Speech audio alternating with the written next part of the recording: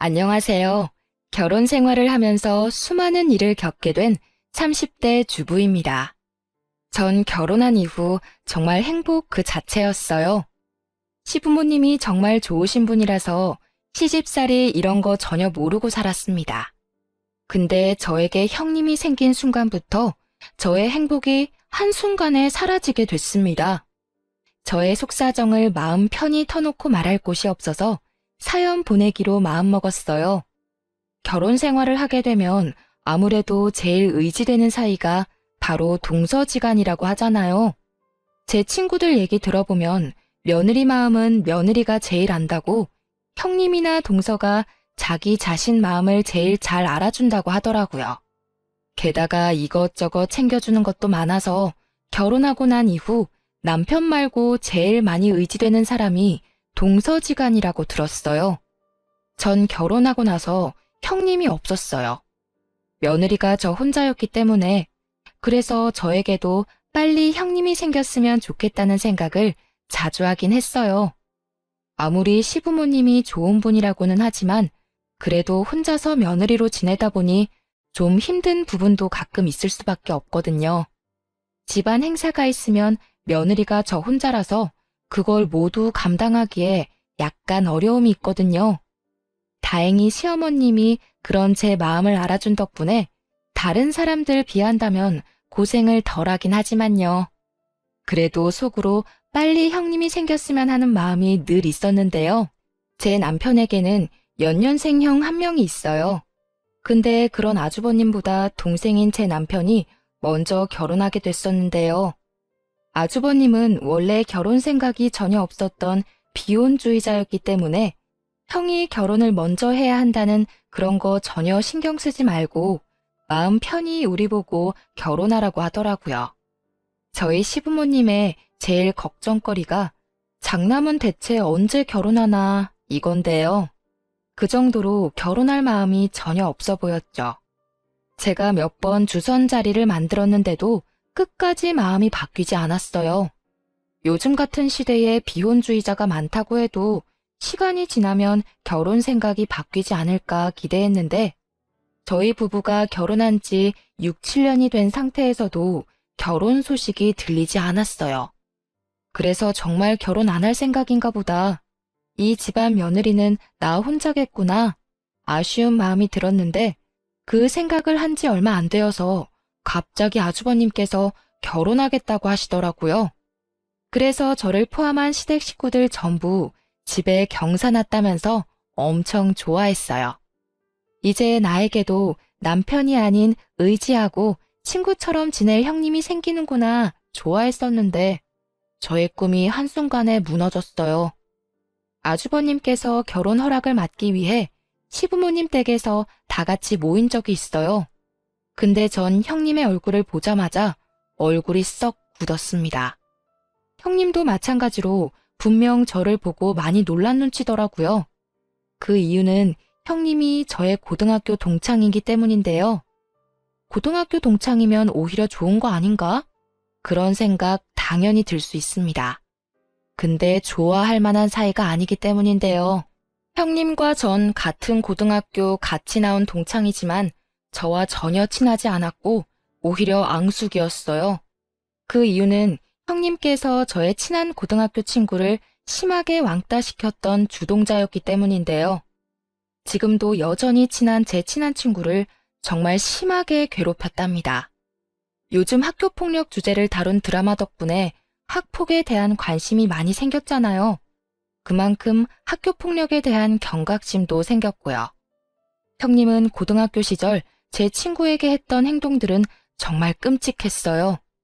양동이에 물을 담아서 제 친구에게 뿌린 적이 한두 번이 아니고 체육 시간에 입어야 할 체육복을 모두 찢는 일도 서슴없이 해왔던 아주 나쁜 친구였습니다. 결국 지친 제 친구는 졸업을 앞뒀음에도 다른 학교로 전학 갔어요. 다행히 그런 제 친구를 받아준 학교가 있었고요. 제 친구가 전학 간 이후로 다른 친구를 괴롭히는 건 아닐까 걱정이 많았었지만 그 당시 졸업을 곧 앞두고 있던 때라서 다른 친구를 괴롭히거나 하지 않았어요. 전 그런 형님의 과거를 모두 알고 있는 사람이기 때문에 이 결혼을 하게 가만히 둘 수가 없겠더라고요. 시부모님은 당연히 그런 형님의 정체를 모르다 보니 너무 좋아하시더라고요. 형님도 마찬가지로 예전 모습이 생각나지 않을 정도로 여우처럼 콧소리를 내며 애교를 부리더라고요. 아무래도 잘 보여야 하기 때문이겠죠. 전 잠깐 시간이 날 때 그런 형님을 따로 불러서 얘기했습니다. 오랜만이다.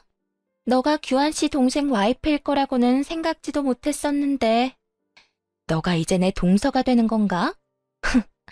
아무래도 고등학교 친구가 가족이 되는 거라서 좀 편하겠다. 앞으로 잘 부탁한다. 너 정말 이 결혼할 생각이야? 왜 하필 내 아주버님이랑 결혼하는데? 너 우리 아주버님 아니더라도 결혼할 사람 충분히 많잖아. 그러니까 당장 헤어져. 너가 뭔데 헤어지래? 너 혹시 예전에 내가 너 친구한테 했던 행동들 때문에 그러는 거니? 그게 언제적 일인데 그 일로 결혼하지 말라는 거냐? 그리고 내가 너 괴롭힌 것도 아닌데 왜 너가 흥분하고 그래?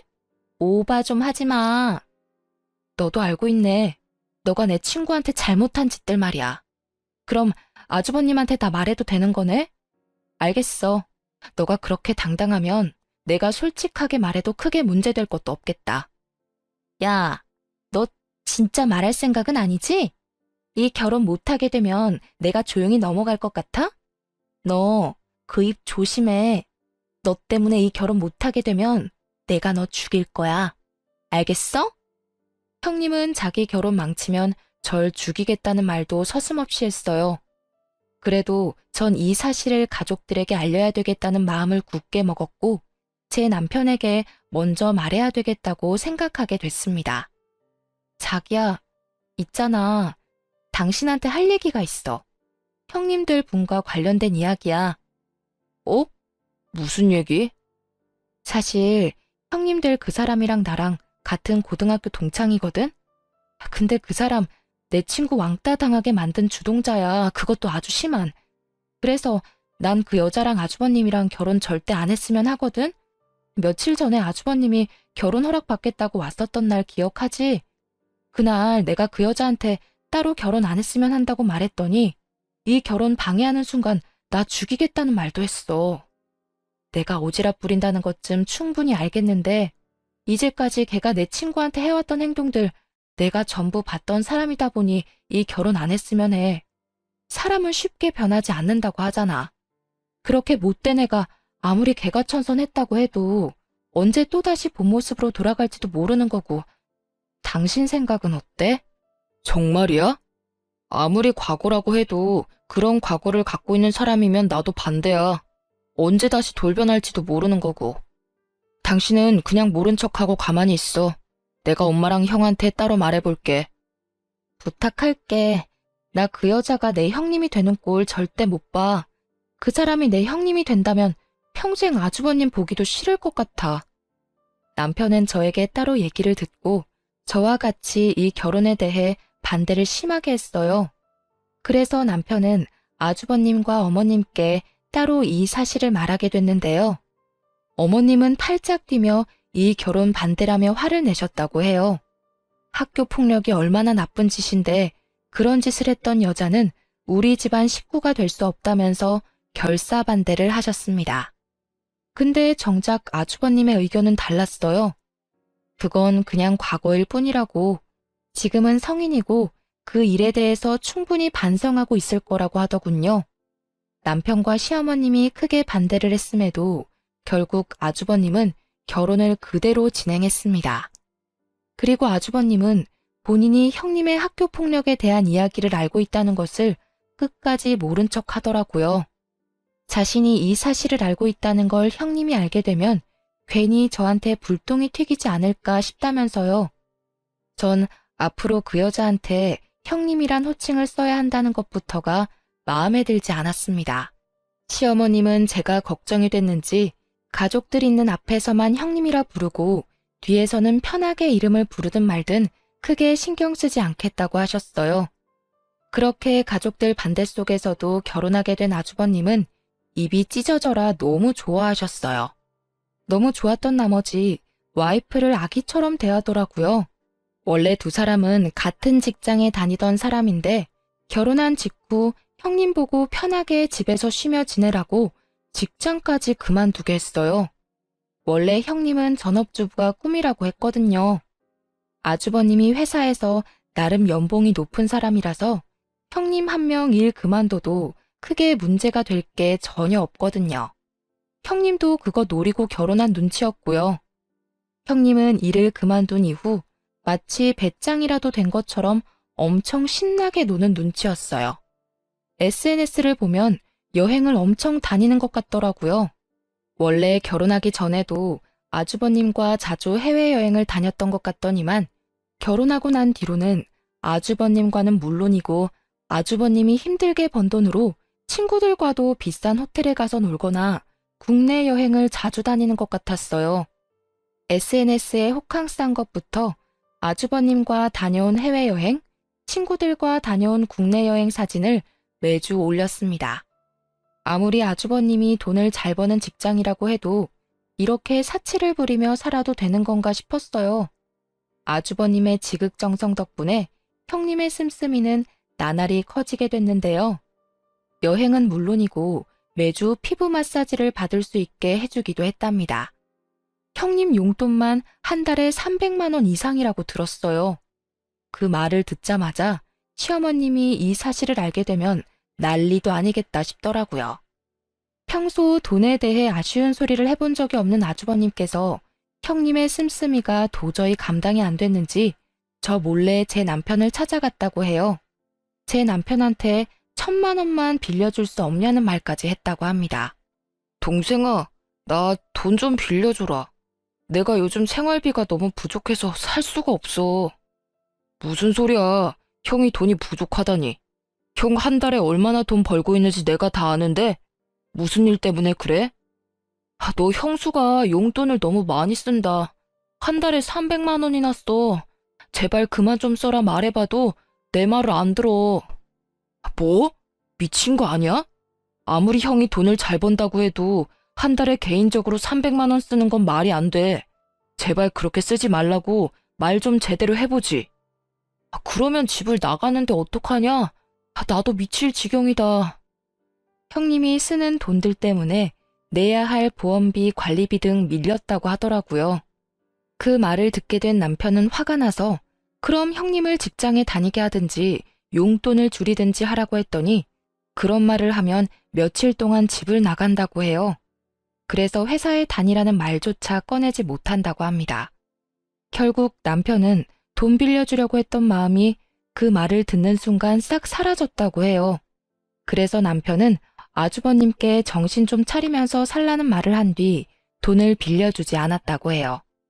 그런 아주버님을 만나고 난 뒤 저에게 이런 상황을 모두 설명해줬고요. 저도 그 말을 듣는 순간 어이가 없더군요. 그런 여자가 뭐가 좋다고 데리고 사는지. 어느 날 형님의 욕심과 이기심 때문에 집안이 난리가 난 적이 있었어요. 형님과 아주버님이 결혼한 후 처음으로 생기게 된 시어머님 생신날이었어요. 아주버님이 결혼하기 전 우리 부부 100만 원, 아주버님 50만 원씩 어머님 생신 선물로 주고 있었어요. 원래 어머님이 이것저것 선물 사오는 것보다 돈으로 주는 게 제일 좋다고 하셨거든요. 그래서 저희 부부는 2명이니까 100만 원을 드렸던 거였고 아주버님은 결혼하기 전 혼자였으니까 50만 원씩 드렸던 거였고요. 우리 부부는 맞벌이 부부라서 100만 원 용돈 드리는 게 감당이 되었지만 아주버님 부부는 아무래도 형님이 일을 안 하고 있는 상태라서 100만 원까지 드리기가 좀 부담이 되었나 봐요.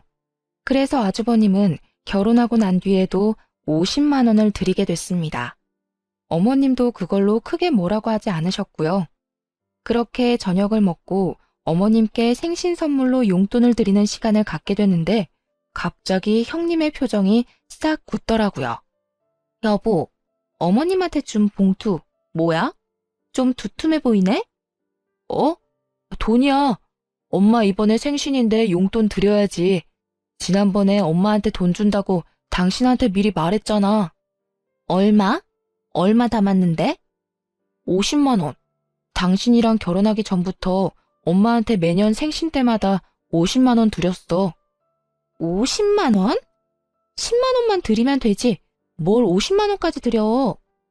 어머님 연세에 돈 얼마나 많이 쓰신다고 50만 원이나 드리냐고. 다음부터 10만 원씩만 드리자. 형님은 어머님, 아버님 모두 있는 자리에서 인상 팍 쓰며 10만 원만 드리자고 말했어요. 사람 면전에 대고 대놓고 돈 많이 준다고 싫은 티 팍팍 내는 사람은 처음 봅니다. 어머님은 형님의 태도 때문에 이미 상처를 받았는지 웃고 있던 표정이 싹 굳었어요. 옆에 계시던 아버님도 마른 기침을 계속 하셨고요.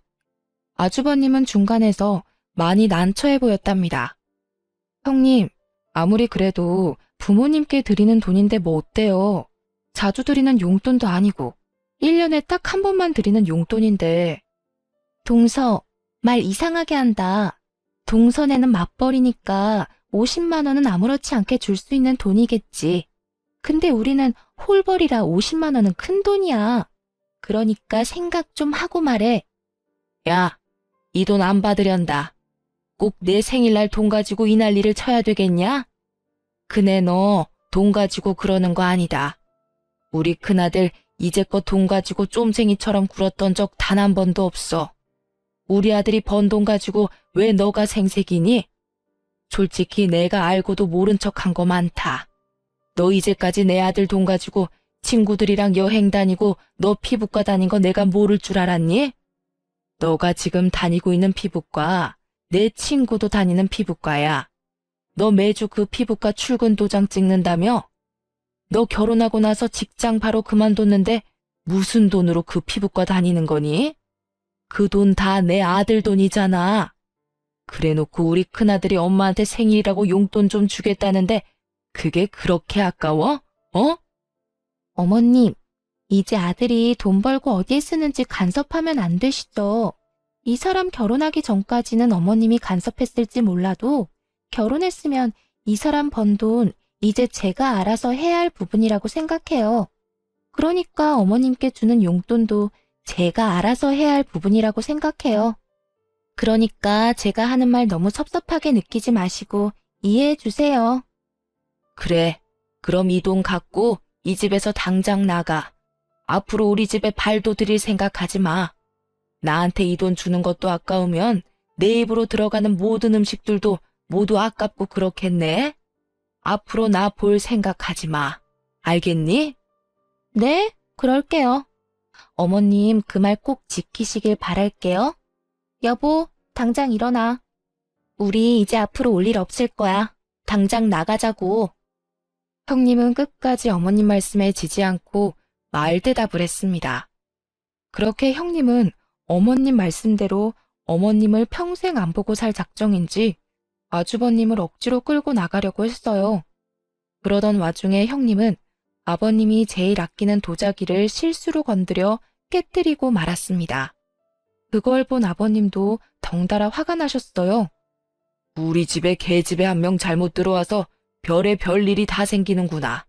당장 이 도자기값 물어내. 그리고 어디서 어른한테 따박따박 말댔구야? 사돈이 널 그렇게 가르쳤냐? 어? 집에서 집안일 제대로 안 하고 놀고만 있는 주제에 돈 가지고 이래라 저래라야. 평소 인자하고 화가 없기로 유명한 아버님까지 나서기 시작하자 형님은 아무 말도 못하고 고개만 푹 숙이고 있었어요. 아버님이 원래 며느리 사랑이 깊은 분이세요. 그런 아버님이 화내기 시작하니까 형님도 아무 말 못하고 가만히 있더라고요.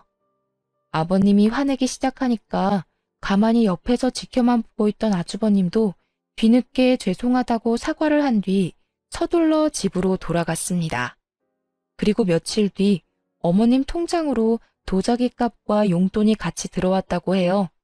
그리고 며칠 동안 아주버님이 어머님께 전화를 드렸는데도 상처를 크게 받은 어머님은 전화를 안 받으셨다고 해요. 근데 정작 형님은 어머님께 연락 한 통 안 했다고 합니다. 그렇게 시부모님과 형님네 부부는 거의 6개월 동안 연락 한 번 없이 안 보고 지냈다고 해요. 중간에 있던 저희 부부만 난처하게 됐었습니다. 전 어머님께 자주 연락드려서 괜찮냐고 안부를 물으면 어머님은 항상 저에게 며느리가 너 혼자였을 때가 제일 좋았다 라고 항상 말씀하세요. 며느리 한 명 늘어서 편하고 더 행복할 줄 알았는데 오히려 행복이 줄어들고 하나도 편하지가 않다고 말씀하세요. 그래도 어머님은 어른답게 두 사람을 모두 용서해 줬어요. 자식 이기는 부모 없다는 말이 있잖아요. 이런 일로 자식과 연을 끊고 살 수 없지 않냐고 두 사람을 모두 용서해 줬습니다. 어머님이 먼저 연락을 하니 그제야 형님은 죄송하다는 말 딱 한마디만 하고 더 이상 말하지 않았다고 해요. 어머님은 그것조차 마음에 들지 않았지만 그냥 넘어가기로 했다고 합니다. 형님이 이렇게 몰상식한 행동을 하다 보니 어머님과 아버님께서 형님에게만 비밀로 하게 된 부분이 있어요. 그건 바로 시부모님께서 굉장한 부를 갖고 있다는 건데요. 우선 시어머님은 주식과 부동산에 대해서 지식이 엄청난 분이라서 현금이 굉장히 많으신 부자였어요. 원래 기존에 저축을 잘하신 편이기도 하지만 그 돈을 불리기 위해서 부동산과 주식 공부를 엄청 했다고 합니다. 그리고 시아버님은 땅과 건물이 굉장히 많으세요. 원래 시아버님 집안 대대로 엄청난 부자라고 해요. 그래서 대대로 물려받은 건물과 땅이 엄청 많다고 들었습니다. 그걸 잘 유지해온 시아버님도 대단하시죠. 건물, 땅, 현금이 많은 시부모님은 돈이 많다는 걸 티를 내지 않으세요. 오히려 엄청 검소하게 사시는 편인데요. 그래서 연식이 오래된 빌라 20평대에 살고 있을 정도였어요. 저도 처음에 시부모님을 뵀을 때 돈이 많은 분들이라고 생각하지 않았어요. 특히 시어머님은 중요한 자리에 갖고 나갈 명품백 딱 하나만 갖고 계실 정도예요. 금반지, 금목걸이도 오래전에 맞춘 거 하나 빼고 없더라고요. 제가 이 집 며느리로 들어온 뒤로 약 2년 정도 지난 후에야 어머님이 저한테 솔직하게 말해주셨어요. 어머님과 아버님은 내 사람이 되어야 본인들이 돈이 많다는 걸 알리는 편이랍니다. 남편과 아주버님께도 절대 자신들이 돈이 많다는 걸 어디에도 알리지 말라고 당부했다고 해요. 이 많은 돈들 유산으로 받고 싶다면 말이에요. 시어머님께서 저한테도 당부했습니다. 제가 며느리로서 너무 잘하고 있고 이제 자신의 가족이 될 것 같아서 솔직하게 말했지만 이 사실 어디에 가서도 말하면 안 된다고 강조하셨어요. 그리고 형님에게도 절대 말하지 말라고 했고요. 저도 알겠다고 말했습니다. 전 결혼하고 나서 그리고 어머님 아버님이 돈이 많다는 걸 알고 나서도 그 돈을 절대 탐내지 않았어요. 어머님과 아버님도 돈이 많다는 사실을 알고 나서도 제가 크게 변하지 않았다는 게 마음에 든다고 하셨고요. 어머님은 형님이 큰 며느리로서 잘한다면 본인이 돈이 많다는 사실을 솔직하게 터놓고 싶었다고 하시지만 어머님이 봤을 때 형님이 워낙 돈을 좋아하고 본인에게 잘하는 것 같지 않아서 솔직하게 말하고 싶지 않다고 하셨어요. 그래서 저도 형님께 굳이 알릴 필요까진 없을 것 같다고 말하기도 했고요. 형님 성격상 분명 어머님, 아버님이 돈이 많다는 걸 알게 되면 태도가 180도 바뀔 게 분명하거든요. 그러던 어느 날 일 하나가 크게 터지게 됐었는데요. 어머님이 결혼식을 가야 할 때였어요. 시부모님과 가까운 친척 한 분이 계세요. 그분의 자녀가 결혼한다고 해서 시부모님이 같이 결혼식을 다녀온다고 했고요. 어머님이 아무래도 현금이 많으신 분이기도 하고 가까운 사람들한테는 돈을 절대 아끼지 않으세요. 그래서 가까운 친척의 자녀 결혼식에 간다고 했을 때 축의금만 무려 300만 원을 낸다고 준비했다고 들었고요. 결혼식 전날에 미리 300만 원 현금을 봉투에 담아서 준비했다고 하는데요. 그리고 잠시 외출을 하게 됐는데 그날 저녁에 봉투에 담아둔 축의금 300만 원이 갑자기 사라졌다고 하더라고요. 그래서 그날 어머님께 급하게 전화가 왔었어요. 300만 원이 없어졌다고요.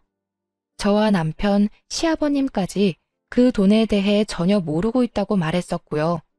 그래서 어머님은 일단 급하게 300만 원을 통장에서 인출하여 결혼식에 갔다고 했어요. 어머님은 300만 원이 갑자기 사라지자 결혼식에 간 당일 하루 종일 기분이 좋지 않았다고 해요. 결혼식을 다녀오고 난 뒤 어머님은 집에 있는 CCTV를 돌려봤다고 해요. 전 어머님 집에 CCTV가 있는 줄은 꿈에도 몰랐어요. 어머님 집 현관문 앞에 CCTV가 설치되어 있었다고 해요. 아무래도 집에 현금이 많은 편이라서 집 앞에 CCTV가 필수라고 하더라고요. 그 대신 CCTV를 설치한 사실을 모두에게 알리지 않았었고요. 어머님은 CCTV를 돌려봤다고 하는데 어머님은 CCTV 영상을 보자마자 경악을 금치 못했다고 합니다. 축의금을 가져간 범인은 바로 형님이기 때문인데요. 축의금이 사라진 날 형님이 급하게 돈 봉투를 가지고 나가는 게 영상에 모두 담겼다고 해요. 그 영상을 보게 된 시댁은 난리가 났습니다. 그리고 형님은 이번에만 돈을 훔쳤던 게 아니라 이제껏 어머님의 돈을 조금씩 티 안 나게 가져가서 쓰고 있던 거였어요. 어머님 집에 갈 때마다 어머님 서랍 안쪽에 현금이 많다는 걸 우연히 확인했던 형님께선 조금씩 가져갔던 거였더라고요. 어머님은 돈이 조금씩 사라지고 있다는 걸 이미 눈치챘었지만 크게 터치하지 않았다고 해요.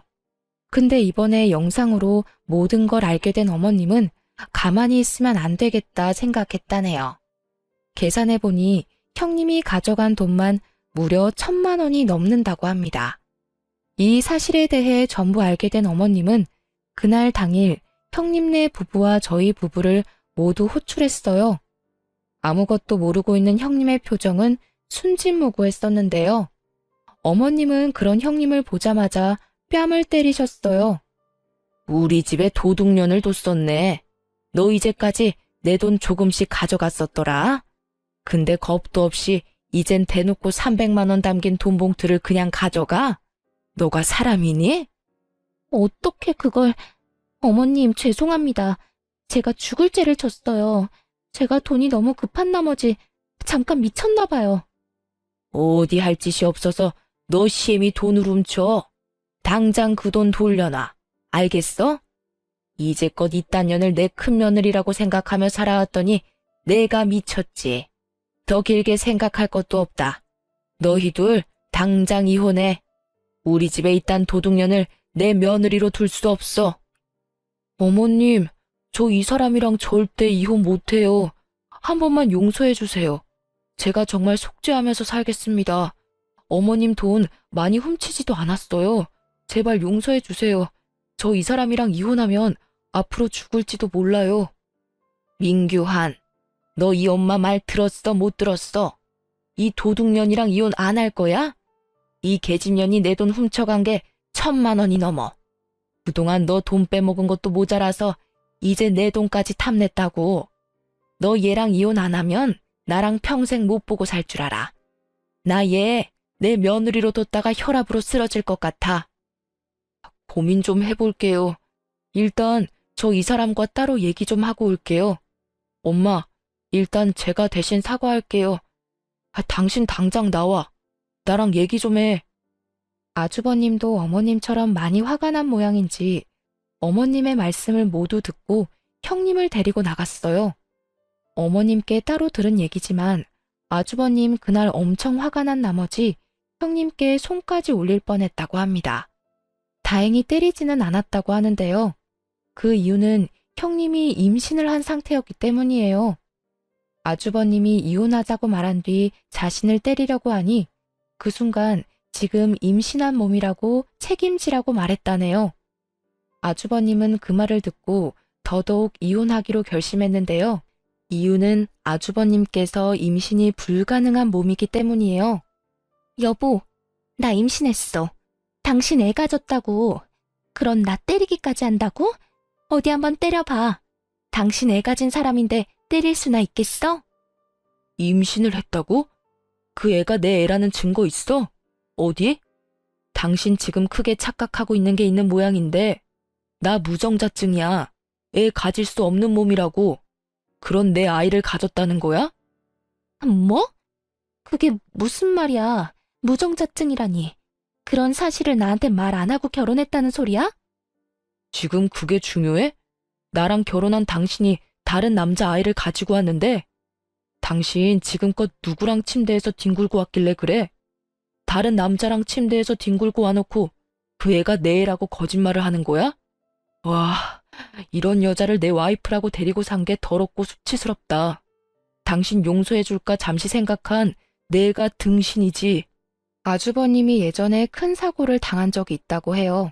예전에 친구와 축구를 하다가 친구가 찬 축구공에 맞은 적이 있는데 이날 이후 후천적으로 정자를 생성하지 못하게 됐다고 하더라고요. 그래도 생활을 하는데 문제는 없고요. 형님께서 결혼하기 전부터 아이 낳을 생각이 전혀 없다고 했었기에 아주버님이 그런 형님과 마음 편히 결혼하게 되었던 거였고요. 그런 사실을 모르고 있던 형님께선 아주버님의 아이를 가졌다고 거짓말을 하게 된 거였는데요. 그 말이 아주버님한테 통할 일은 당연히 없죠. 결국 아주버님과 형님은 이혼하게 됐습니다. 혹시 몰라서 아주버님과 형님은 같이 산부인과에 갔다고 들었어요. 형님은 임신한 게 맞았고 아주버님은 역시나 정자 생성이 안 돼서 임신 불가능한 상태였고요. 왜 자신의 엄마 돈을 훔쳤냐고 물었는데 아주버님에게 받은 300만 원 용돈도 부족하다고 느껴 어머님의 돈도 결국 훔치게 된 거라고 합니다. 아주버님은 형님과 합의 이혼을 하면서 당장 돈부터 갚으라고 말했습니다. 한 푼도 갖고 있지 않았던 형님은 친정 부모님의 도움을 받아서 시어머님께 2천만 원을 갚게 됐습니다. 형님의 친정 부모님은 여유가 있는 집안이 아니라고 들었어요. 그래서 있던 돈 없는 돈 다 끌어모아서 형님 대신에 갚아준 거라고 들었어요.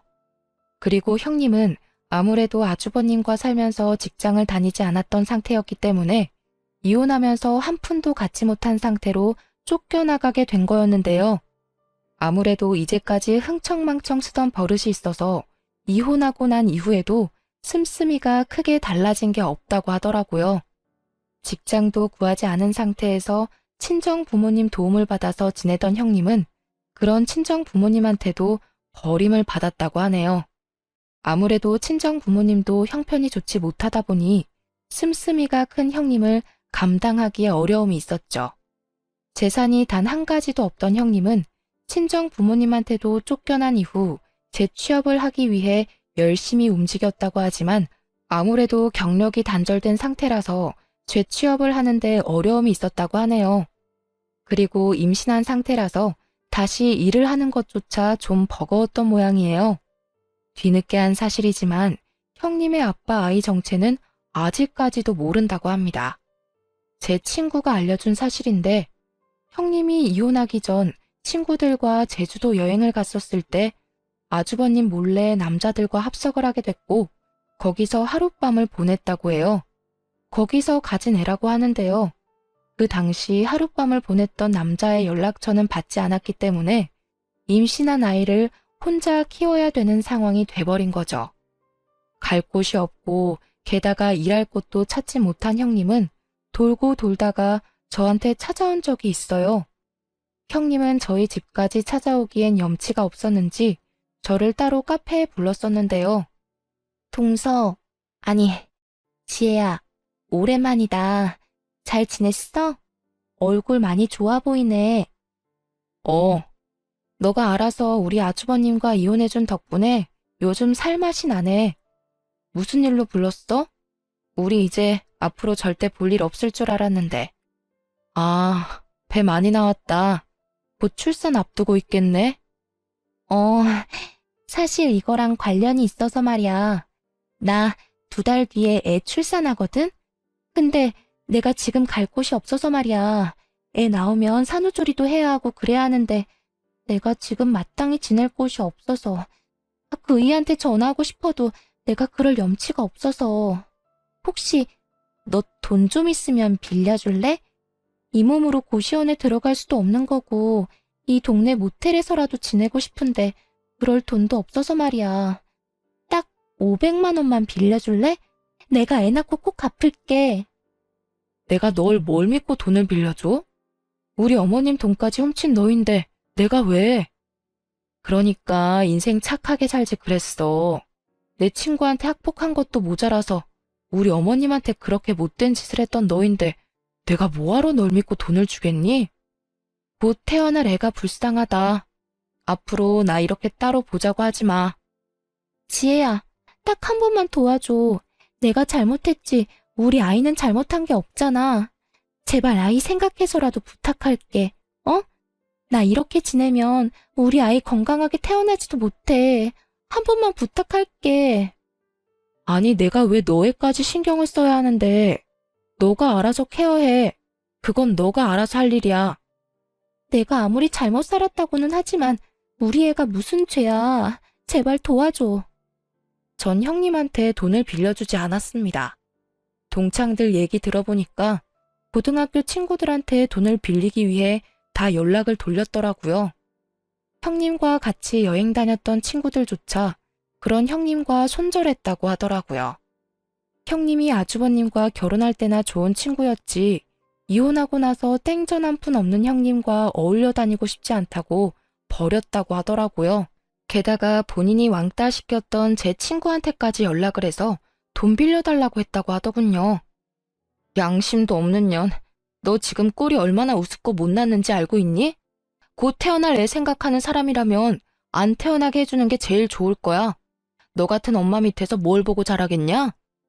너 지금 말이면 다야? 돈 빌려주기 싫으면 빌려주기 싫다고만 말해. 그런 악담 내뱉지 말고. 본색 나오는구나. 내가 돈 안 빌려주겠다고 하니까 드디어 본색을 드러내네. 이게 바로 너야. 이런 너 밑에서 애가 뭘 보고 배울 수가 있겠냐고. 너 지금 주위를 봐봐. 너가 지금 이 지경이 되었는데도 도와주겠다는 사람 단 한 명도 없잖아. 이게 너가 이제까지 잘못 살아왔다는 증거야. 그러니까 지금이라도 정신 차리고 똑바로 살 궁리나 해. 그리고 너 참 양심도 없다. 한때 너가 많이 괴롭혔던 피해자인 나한테까지 돈 빌리려고 찾아오는 거 보면. 제 친구는 형님한테 악담을 퍼붓고 돌려보냈다고 합니다. 그러니까 인생을 바르게 살아야 한다는 걸 형님 보고 많이 깨닫게 됐습니다. 안 좋은 일은 몰아서 온다는 말이 있잖아요. 그런 형님의 친정 부모님이 교통사고로 돌아가셨다는 소식이 들렸습니다. 저희 시부모님과 저한테까지 연락이 왔었는데 저희는 가지 않았었는데요. 아주버님은 그래도 전처 생각해서 장례식장에 다녀왔다고 합니다. 장례식장에 있는 형님의 꼴은 말이 아니라고 해요. 그동안 노숙 생활을 해왔던 모양인지 제대로 씻은 적이 없다고 들었어요. 그래서 형님 옆에만 가면 악취가 진동을 했다고 합니다. 그리고 장례식장에 찾은 사람들도 단 한 명도 없었다고 합니다. 그걸 보고 아주버님은 마음이 아팠지만 티를 내지 않고 부조금만 내고 왔다고 하네요. 형님은 그런 아주버님께 그동안 잘못했다고 제발 용서를 해달라고 싹싹 빌었다고 해요. 여보, 나 보면 무슨 생각이 들어? 나 불쌍하지 않아? 나 결국 부모까지 잃었어. 당신한테 그렇게 못된 짓 하고 나서 부모 잃는 벌을 받았다고. 그러니까 나 한 번만 용서해줘. 나 부모까지 잃어보니까 정신이 번쩍 들어. 제발 나 한 번만 구해줘. 나 지금 너무 죽을 것처럼 힘들어. 그러니까 있을 때 잘하지 왜 그랬어? 나 당신 없으니까 하루하루 숨통이 트여. 진작에 당신이랑 결혼했으면 안 됐었는데 동생 말 좀 들을 걸 그랬다. 왜 당신이랑 결혼해서 이렇게 힘들게 살았을까 싶어. 그러니까 당신도 이제 정신 차리고 새삼 살아. 곧 태어날 아이한테 창피한 엄마 되고 싶지 않으면. 당신이 이 아이 지우라고 하면 지울게. 당신이 나랑 같이 살아주기만 한다면 평생 일만 하고 살게. 당신 평생 나한테 사랑 안 줘도 돼. 내가 당신한테 상처 줬던 거 속죄하며 살게만 해줘. 제발 당신 옆에만 있게 해줘. 부탁할게. 너 참 구질구질하다. 나 말고 딴 남자 찾아봐. 너 다른 남자 만나는 거 참 잘하잖아. 그래서 그 아이가 생긴 거겠지? 내가 널 뭘 믿고 같이 살겠냐? 아무리 지금 나한테 잘한다고 빌어도 다시 다른 남자 찾을 게 뻔한데. 그리고 지금 부모님 장례식장에서 애 지우겠다는 말이 쉽게 나오냐? 정신 똑바로 차려. 뱃속에 있는 애가 다 듣겠다. 정말 나 이렇게 버린다고? 당신이 나 좋다고 평생 책임지겠다고 했잖아. 그런 날 진짜 이렇게 버린다고? 난 당신만 보고 잘 다니고 있던 직장도 그만뒀어. 그럼 당신이 나 끝까지 책임져야지. 나 좋다고 말해놓고 왜 이렇게 버리냐고. 애초에 당신이 직장 다니기 싫다고 했었잖아. 그리고 우리 가정 지키고 싶었으면 애초에 당신이 우리 부모님한테 그렇게 해서는 안 됐었지. 아니, 애초에 다른 남자랑 뒹굴고 왔으면 안 됐던 거였지. 난 우리 부모님까지 안 볼 생각으로 우리 가정 지키고 싶었어. 근데 당신이 다른 남자 아이를 데리고 오는 바람에 우리 가정이 깨진 거야. 이 모든 건 다 당신 때문에 생긴 일이니까 당신이 다 책임져. 아주버님은 그런 형님을 뿌리치고 제발 정신 차리며 살라고 단 한마디만 남기고 그대로 집으로 돌아갔다고 합니다. 아주버님은 장례식장에 다녀온 이후로 며칠 동안 술만 드셨어요. 남편이 그런 아주버님 옆에 있어주면서 그렇게 마음이 아프냐고 물어봤다고 하는데요. 아주버님은 형님을 정말 많이 사랑했다고 합니다. 아무리 돈을 흥청망청 쓴 사람이라고 해도 그걸 눈 감아줄 정도로 좋아했다고 해요. 자신의 어머님한테 그러는 걸 보고 있는 정 없는 정 모두 떨어졌지만 한때 진심으로 사랑했던 여자가 저렇게 막 살고 있는 모습을 보니 그렇게 기쁘지 않다고 해요. 그래서 순간 다시 합칠 생각도 해보긴 했지만 어머님이 다시 힘들어할 생각을 하면 도저히 합칠 생각이 들지 않는다고 하네요. 이렇게 힘든 것도 잠시라고 생각하고 그런 형님이 우는 모습을 보고도 굳게 마음먹고 돌아서서 나왔다고 합니다. 그걸 옆에서 듣고 있던 남편도 형이 그렇게 마음 아파하는 걸 보니 눈물이 절로 나왔다고 하네요. 그리고 뒤늦게 알게 된 사실 한 가지가 있는데 형님의 친정 부모님이 돌아가시면서 형님 앞으로 빚이 늘어났다고 합니다. 알고 보니 친정아버지께서 살아계시면서 주변 지인들한테 돈을 많이 빌린 모양이에요. 친정아버지가 주변 사람들한테 빌린 돈만 무려 1억 5천만 원이라고 하는데요. 아무래도 형편이 좋지 않다 보니까 돈을 많이 벌기 위해서 고깃집 하나를 운영하려고 했었나 봐요. 근데 고깃집을 오픈하고 난 뒤 장사가 잘 안 됐었고 교통사고가 난 바람에 이런 상황까지 오게 된 거라고 하는데요. 결국 형님은 친정아버지 때문에 감당하기 어려운 빚까지 얻게 된 거였어요. 저희 아주버님이 다녀간 이후 장례식장에 빚쟁이들이 엄청 많이 왔다고 해요.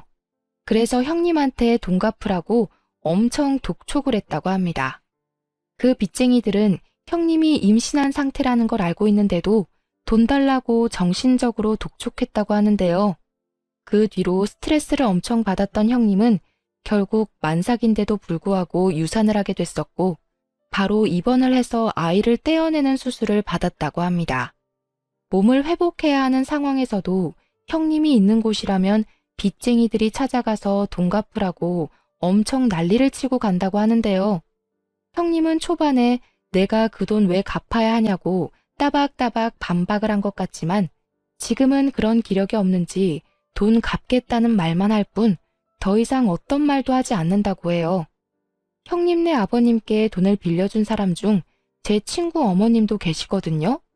그래서 가끔 친구한테 형님에 대해서 들을 수 있었어요. 제 친구도 형님 때문에 미치겠다고 맨날 욕만 합니다.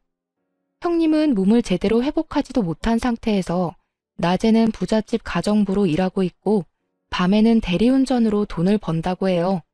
먹고 자고 하는 건 모두 부잣집에서 해결한다고 하는데요. 부잣집에 쪽방 하나가 있고 거기서 먹고 자고 한다고 제 친구가 들었다고 해요. 가정부로 일하면서 돈을 적게 받지 않는다고 하고요. 그 덕분에 다달이 빚 갚는 건 간신히 해결한다고 하네요. 가정과 친구, 부모, 돈까지 잃게 된 형님은 여전히 우리 아주버님에게 미련을 버리지 못했는지 가끔씩 아주버님께 연락을 한다고 하는데요. 지겨울 정도로 연락을 하는 형님 때문에 결국 아주버님은 번호를 바꿨다고 합니다. 아주버님과 연락이 닿지 않자 저한테까지 연락을 자주 하는데요. 전 그런 형님에게 다시 한 번 더 우리 식구들한테 연락하면 경찰에 신고한다고 말한 뒤 바로 차단했어요. 큰 태풍이 지나가서는 시부모님은 물론이고 저희 부부까지 늘 행복하게 지내고 있는 중인데요. 우선 아주버님은 이혼 후 한동안 일 중독으로 지내게 됐습니다. 아무래도 상처가 컸는지 일에만 집중하시더라고요. 그 덕분에 승진도 빨리 했다네요. 또 일 중독에 빠져 살까봐 여자는 여자로 있는 거라며 어머님은 인맥을 총동원해서 참한 여자 한 분을 소개해줬는데요. 그 여자분께서 얼마나 착한지 아주버님이 한 번 이혼한 경험이 있다고 하는데도 만나고 싶다고 말했었다네요. 결국 두 분은 곧 재혼을 앞두고 있습니다. 아주버님도 그 여자분이 정말 마음에 들었는지 매일매일 웃음꽃이 폈답니다. 시어머님도 제대로 된 큰며느리가 들어오게 생겼다면서 정말 좋아하시고요. 새롭게 저의 형님이 돼줄 여자분은 결혼하기 전인데도 불구하고 저와 시어머님께 벌써 잘해주더라고요. 얼마나 좋은 분인지 저희 시어머님과 목욕탕을 다닐 정도라니까요. 그리고 저를 따로 불러서 잘 지내보자고 카페와 맛집을 많이 데리고 가주기도 했어요. 게다가 저한테 자주 용돈과 옷도 사주고 있습니다. 지혜씨, 아니다. 동서라고 불러도 되죠? 저 동서랑 잘 지내고 싶어요. 우리 규환씨가 전에 어떤 사람 때문에 아픔이 있는지 잘 알아요. 그걸 알면서도 우리 규환씨랑 결혼하는 거예요. 그런 아픔을 이겨낼 수 있었던 건 전부 도련님과 동서 덕분이라고 해요. 제가 아직 부족한 부분이 많을 거예요. 그래도 윗사람으로서 열심히 최선을 다할게요. 부족한 부분이 보여도 귀엽게 봐주세요. 형님, 결혼 전부터 이렇게 잘해주셔서 감사해요. 사실 저도 그렇지만 우리 시어머님이랑 아주버님께서 많이 힘들어하셨어요. 이렇게 천사 같은 형님이 생겨서 저도 엄청 기쁘네요. 그보다 우리 어머님 아주버님이 형님 덕분에 많이 행복해하고 있어요. 저야말로 너무 잘 부탁드려요. 새롭게 저희 형님이 돼줄 분께서 이 정도로 성격이 엄청 좋답니다. 그동안 형님 같지도 않은 여자 때문에 스트레스가 엄청 쌓였는데 이젠 저에게 제대로 형님다운 형님이 생긴 것만 같아서 행복해요. 아주버님도 정말 좋아하시고요. 남편과 저는 이번에 아이가 생기게 됐는데요. 임신한 지 약 3달 정도 됐어요.